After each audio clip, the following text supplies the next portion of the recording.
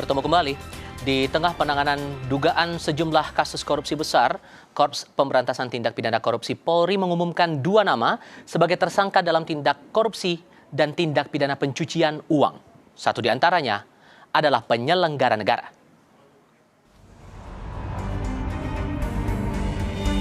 Dua tersangka akhirnya diumumkan oleh Korps Pemberantasan Tindak Pidana Korupsi Polri setelah sebelumnya penyidik melakukan penggeledahan di 12 lokasi dan menyita berbagai barang bukti, mulai dari emas batangan, uang tunai dalam rupiah maupun mata uang asing, serta sejumlah aset lain dalam dugaan kasus suap, gratifikasi, dan tindak pidana pencucian uang.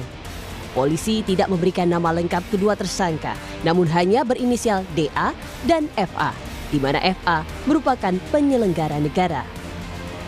Dalam konferensi pers bersama dengan Komisi 3 DPR RI dan Kejaksaan Agung, polisi menyebut baru DR yang telah ditahan di Rutan Polda Metro Jaya sejak tanggal 10 Juli 2026.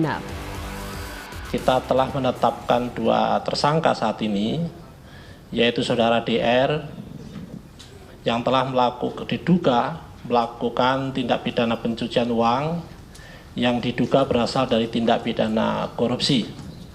Kemudian kita juga telah menetapkan saudara FA dalam perkara dugaan tindak pidana korupsi dan atau tindak pidana pencucian uang dalam proses penanganan hukum oleh pegawai negeri atau oknum penyelenggara negara dalam perkara PT Asabri dan atau tindak pidana korupsi lainnya. PLT Jampitsus Rudi Margono menyebut pemeriksaan terhadap tersangka inisial FA yang disebut sebagai penyelenggara negara baru akan dimulai lantaran pihak Kejagung baru akan mempelajari barang bukti, alat bukti, dan materialnya. Belum ada informasi. Untuk pemeriksaan sudah belum Pak? Sudah diperiksa belum sejauh ini? Baru akan dimulai. Baru akan dimulai.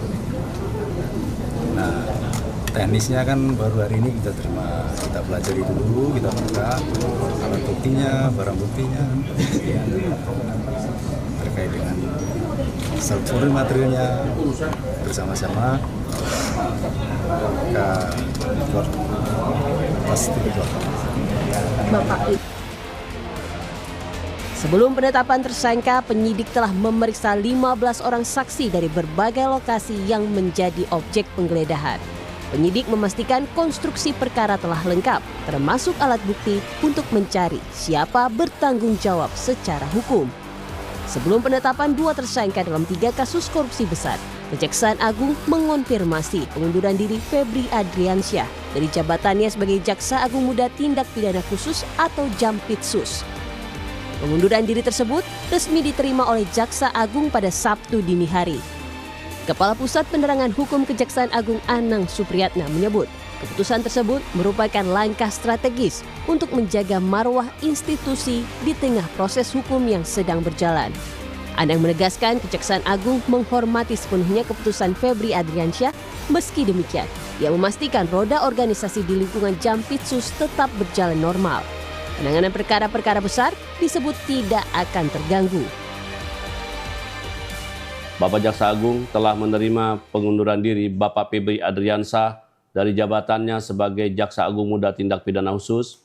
Kejaksaan Agung menghormati keputusan tersebut dan memastikan seluruh tugas, fungsi, serta penanganan perkara di lingkungan Jaksa Agung Muda Tindak Pidana Khusus dapat berjalan dengan normal dan sesuai dengan mekanisme yang berlaku. Di tengah besarnya perhatian publik terhadap penegakan hukum dan pemberantasan korupsi, Presiden Prabowo Subianto menyampaikan pesan tegas kepada seluruh aparat negara. Saat meresmikan 5 bendungan di Nusa Tenggara Barat, Presiden meminta seluruh birokrat, prajurit TNI, anggota Polri, hingga jaksa untuk melakukan introspeksi dan memperbaiki diri. Birokrat introspeksi, kita semua introspeksi. Pejabat-pejabat militer dan polisi introspeksi. Kejaksaan demikian juga. Anda jaksa ya? Pakai bintang juga kau. Kau juga milik rakyat. Presiden menegaskan rakyat tidak menghendaki korupsi dibiarkan. seluruh pejabat negara wajib memegang amanah rakyat dan wajib menjaga kepercayaan yang diberikan. Tim Liputan, Kompas TV.